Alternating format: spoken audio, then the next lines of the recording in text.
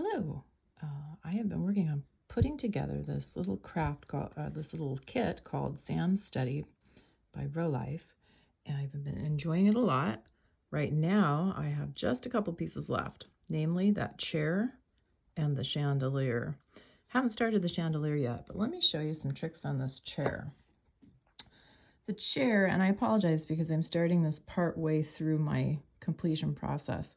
The chair comes in a number of parts. It's got a back section, it's got two sides that obviously go opposite directions, and then it's got this base.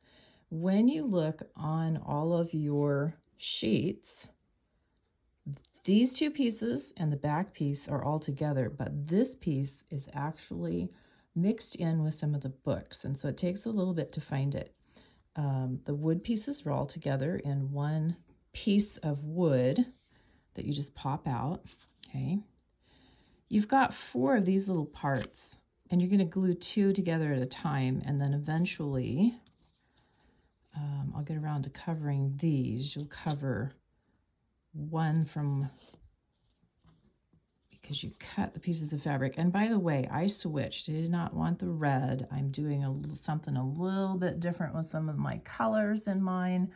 And so I decided to use this kind of teal color that I have some scraps of here at my house. I quilt and so I have a lot of extra pieces of fabric. This little thing will eventually, all these pieces will fold up around it. And when you look at these pieces here, you can see that it's got these little lines that go all the way in. And remember that those lines mean that you cut on them. And so when I get ready to assemble these pieces, I will cut my fabric in to meet these places, and then it'll help me fold things up better. There is a nice video that talks, I can't remember which person did it, but if on YouTube there was a video, Marima maybe, where she goes through all of these pieces, and she has a really nice little bit where she puts this together. But on this one, and I've already cut a couple pieces off of this section, all of these pieces also come, let's see, I've got them both here, come with a white border around them. And so the dotted area means this is where you're going to fold. These solid lines mean you need to cut in. And so up here you can see, let me see, I've got a toothpick here I'll use as a little pointer instead of my great big finger. These little lines right here mean you need to cut in. And on the wood parts, you do only want to cut in this little tiny bit, because this section is going to fold over this edge. Wait for the camera to focus in. There we go. It's going to fold over this little edge right here. So you don't want to cut all the way in. What those little cuts will do is that it will help when you fold this up over.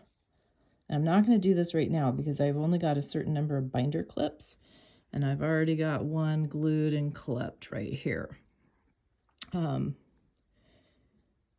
that will help with your curve. That's a really standard thing to do in sewing, is to clip your curves. When you have curves that go out, you clip them one way. When you have curves that go in, you clip the other, and that allows the curve to actually curve instead of ending up with a curve that's got a little sharp point or a little sharp corner in it.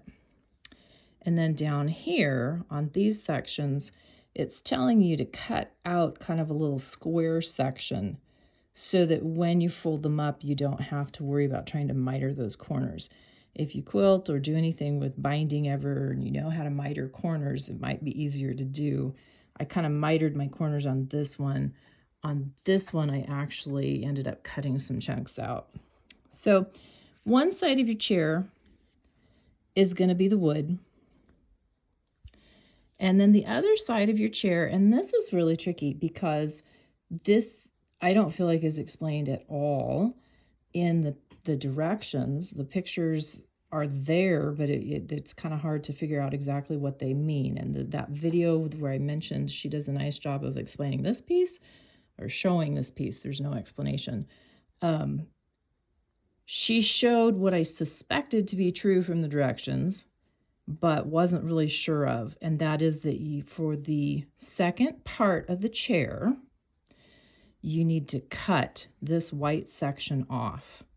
And when you cut this white section off, it'll leave you with just this center piece, and then you're going to wrap that in another piece of fabric, just the same way that you do this one. And then what you'll have, because let me see if I can get this moved around here. Once I have it finished cutting it out, right, you'll be able to see, then I'll just fold it up. And when I remember that I said that when you do the wooden piece, you don't want to cut in past this dotted line. For the fabric piece, you can pretty much cut your little marks all the way up to where your paper piece is going to go. I think I just said fabric piece. For your paper piece, cut the fabric all the way in because it's going to fold all the way over onto this. There is no little ledge there for it to wrap around. So then what you'll have is that you'll have two pieces and they'll go the opposite directions. And then you will end up just gluing that to this one like that, which is what I've done here. Okay, and you can see I've got them binder clipped together, and you can see that one side is fatter than the other, which is the wooden piece, and the other side is really skinny, and that's my paper piece. And you can see right there above my thumb that there are some little pokey parts on my curve of my chair, and that's just a tricky little thing going, I don't know, with this piece. You could see right there where I kind of folded some of that over. The chair, I definitely will say, has some tricks to it. I haven't assembled, actually, I think putting all the pieces together is going to be the easiest piece of this thing. You can see right there, I'll probably use a toothpick to poke that little bit of fabric in and put a little bit of glue. I have used about 3 different kinds of glue to try to put this thing together. One of the videos I watched talked about how this glue that comes with the kit, you can see some strings on it right there, tended to bleed through all the fabric. It does. Anything that's a liquid glue is probably going to bleed through your fabric. You can see it's got all those little stringy bits, and so those are pretty easy. It's kind of like hot glue. When you're done with it, you can kind of wipe those away. But what I have used is a little glue tape runner type thing. I don't know if I'm supposed to say brands or not, but you can find these in the scrapbooking section. You can see those little blue dots on there. Those are glue dots, and you just run this thing along the edge, and it leaves these little glue dots, and then I've been folding them up. Now, that won't hold it long term. This glue in these little dots is not powerful enough to hold it all the way. And so what I've mostly been using that for is kind of a temporary fix to get this held up. And then I'll put a couple little binder clips on it. I've been doing the wood piece first. And then it kind of holds that in place. Anything that that's been too strong, which happens once you end up with several layers. Then I've been using my old friend. I use these for all kinds of things.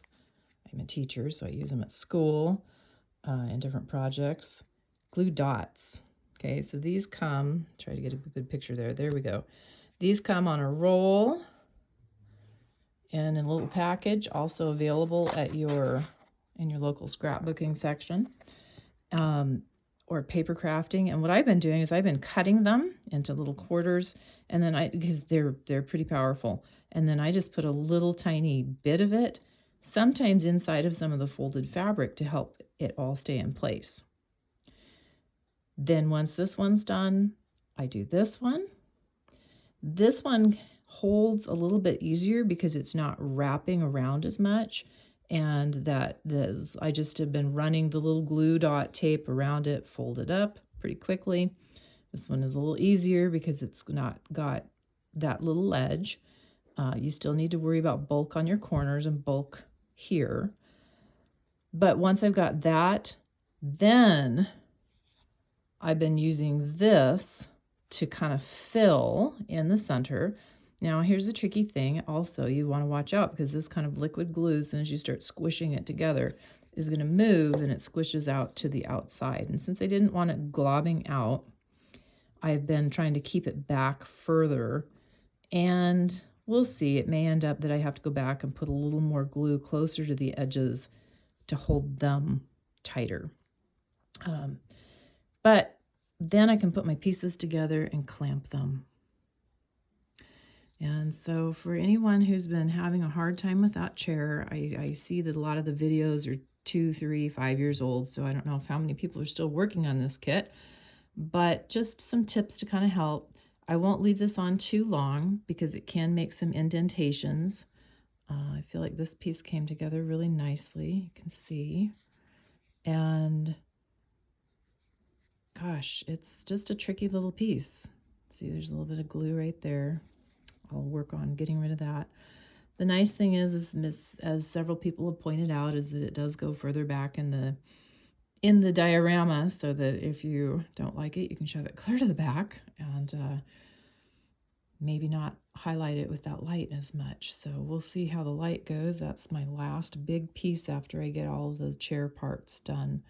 And also you can see that one of the other little things I did is that before I started cutting my last paper piece, I did trace it just in case anything went wrong and I needed to cut some new pieces. The wood that this is punched out of, I still have, and so I can always retrace that part pretty easily. But I thought, well, just in case if I need anything, I'll retrace that. My years of sewing and my love of patterns is coming into play here. By the way, on these, you're going to wrap them from one direction and then wrap them from the other, here we go, direction to completely cover that thing. And then you'll do it twice, and then you'll glue those together also to make the cushions. So, and then just assemble the whole piece, and then we've got the little feet. So I hope that helps. I don't have a final shot because I'm partway through the process, but for anyone who's struggling with that chair, I hope that some of that information will help. I teach, so it's probably way too much information, but sometimes it's more helpful to have extra than to not have enough. So good luck.